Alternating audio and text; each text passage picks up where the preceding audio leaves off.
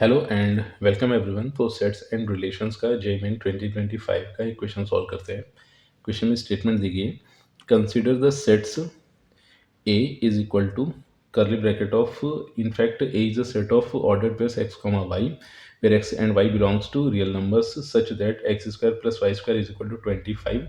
B is a set of ordered pairs x comma y where x and y belongs to set of real numbers such that x square plus 9y square is equal to 144, and C is a set of ordered pairs x comma y where x and y are integers such that x square plus y square less than or equal to 4, and D is equal to A intersection B, then the total number of 1 functions from set D to set C is equal to। तो अब एक काम ही करते हैं, ये जो अपने पास A and B ये गिवन है, तो अल्टीमेटली इनका इंटरसेक्शन इवेल्युएट कर लेते हैं। तो इनका इंटरसेक्शन इवेल्युएट करने के लिए एक काम ये किया कि y की वैल्यू को यहाँ से उठाते हैं और यहाँ पर पुट कर देते हैं। तो अब इस तरह से अपने को एक्स स्क्वायर, मतलब यहाँ से जो इक्वेशन बनी that will be x square फिर प्लस 9 टाइम्स एंड ये मिला है 25 minus x square is equal to 144। Further अगर इसको सिंप्लीफाई करें तो ये अपने को मिल जाएगा एक्स स्क्वायर एंड प्लस 25 9 जा तो ये हो गया 225 and minus 9 x square is equal to 144। तो फर्दर अगर इसको सिंप्लीफाई करके लिखा जाए तो ये अपने को मिल जाएगा 8x² is equal to 225 minus 144। तो यहाँ से अगर देखा जाए तो एक्स स्क्वायर अपने को मिल गया है 225 माइनस 144, अगर देखा जाए तो अपने को मिल गया है 1 और 22 माइनस 40 ये हो गया 8 और डिवीज़न में आ गया अपने पास 8। तो यहाँ से x की जो अपने को वैल्यू मिलेगी that will be plus minus square root of 81 divided by 8।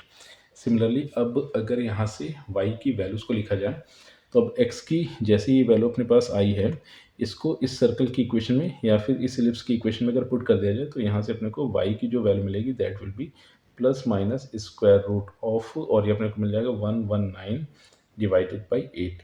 तो अब अगर इस तरह से देखा जाए तो x प्लस माइनस 2 साइन के साथ मिल रहा था, y प्लस माइनस 2 साइन के साथ मिल रहा था, तो टोटल नंबर ऑफ कॉम्बिनेशंस अपने पास 4 मिलेंगे। तो अल्टीमेटली हुआ ये कि A इंटरसेक्शन B की अगर बात की जाए तो A इंटरसेक्शन B की कार्डिनैलिटी अपने को मिल गई है 4। तो cardinality of A intersection B is equal to 4। तो इन दोनों सेट्स मतलब A एंड B के इंटरसेक्शन में टोटल 4 एलिमेंट्स अपने को मिले।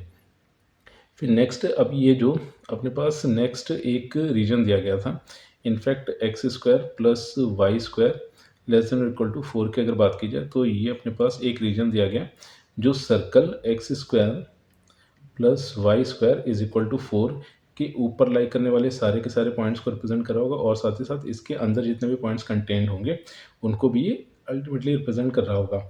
तो इस तरह से ये जो अपने पास रीज़न दिया गया है उन सभी पॉइंट्स के कलेक्शन को रिप्रेजेंट कर रहा होगा जो पॉइंट्स सर्कल मतलब इस सर्कल के ऊपर लाई करे या फिर इस सर्कल के इंटीरियर हो रहे होंगे, और कंडीशन ये दी गई है कि एक्स एंड वाई दोनों ही इंटीजर्स होंगे।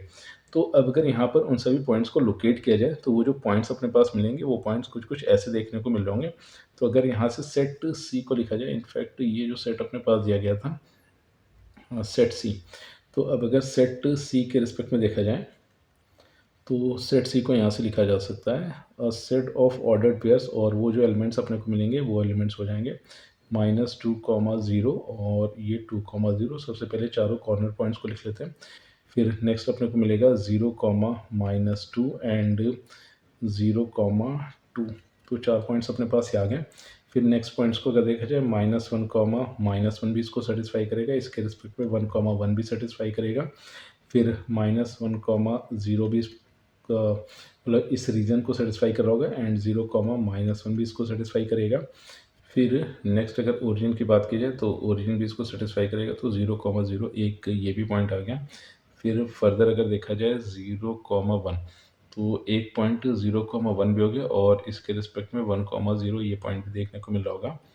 फिर अब यहाँ पर नेक्स्ट पॉइंट अपने पास 1, 1 पॉइंट ये हो चुका है। तो अब यही कुछ एक पॉइंट्स जो अपने पास दिए गए हैं, मतलब ये कुछ एक पॉइंट्स हो गए जो इस सर्कुलर रीजन को, मतलब ये जो अपने पास रीजन रिप्रेजेंट किया जा रहा है इस रीजन को सेटिस्फाई कर होंगे। इनको काउंट किया जाए तो 1, 2, 3, 4, 5, 6, 7, 8, 9, 10 एंड ये आ गया है अपने पास 11। फर्दर इसमें एक पॉइंट अपने को ये भी मिला होगा 1 कॉमा -1 एंड -1 कॉमा 1।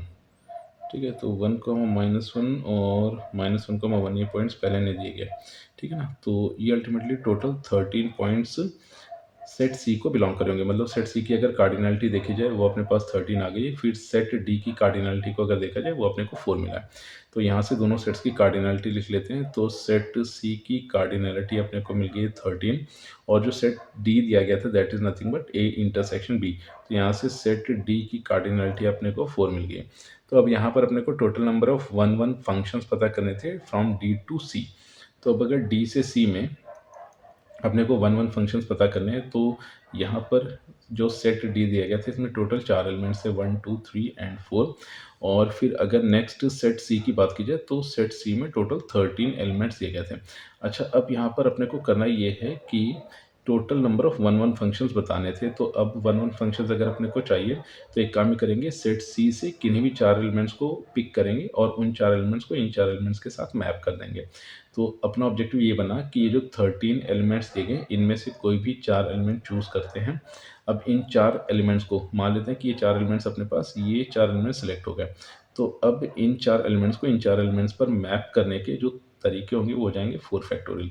तो इस तरह से total number of 1 functions from set D to set C will be 13C4 times 4 factorial. And यही इस क्वेश्चन का फाइनल आंसर है।